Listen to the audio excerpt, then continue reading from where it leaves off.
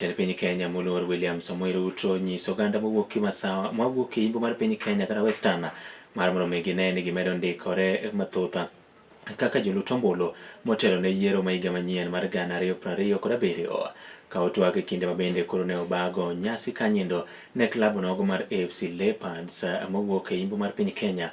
Jatend piny oyango ni manindo dhi miyo gibedo koda mijing'o mar yiero jotelo ma gidwaro ka bende oyango ni dwaro mare mar kelo lokruok ka okalo chwalo chenro mag dongruok e pacho kaendi en gi nendo madhi nyime yo nendo makare kendo onge ng'ama biro dok chien kata obedo ni oganda moko to koro kwede kendo siko ka goyo koko ka kwedo tende. Maneno ya kupanga huko mbele tutapangana. Sisi ndio mafundi ya hiyo maneno.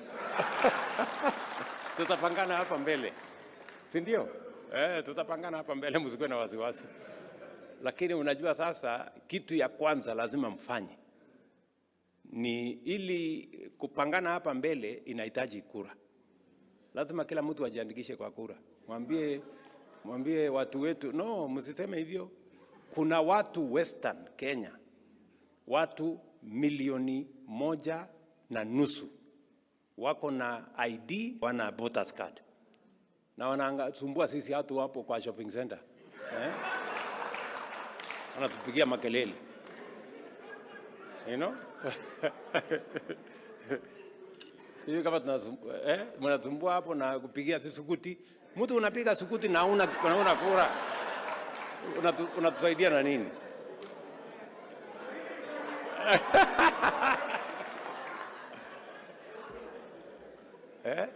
Sijui kama tunaelewana. So nimekubaliana na hawa dosi. Nimeongea na Mheshimiwa Paranya, nimeongea na Mheshimiwa Musalia, nimeongea na speaker wetu, nimeongea na governors wetu wote. Nimewaambia safari hii tunataka kila mtu ajiandikishe kama mpigaji kura. Yes. Kwa sababu mtu huwezi kuwa rais bila ya votes, si ndio? So mjipange hapo. Mumesema vile vile ya kwamba katika taifa letu la Kenya kuna mambo ambayo hayakuwezekana pale nyuma, na kwa muda mrefu tumekuwa tuking'ang'ana vile tunaweza kubadilisha nchi yetu. Na nimesema mara kwa mara ya kwamba hatuna sababu kama taifa kutokuwa kama nchi ambazo zilikuwa pamoja na sisi miaka 60 iliyopita.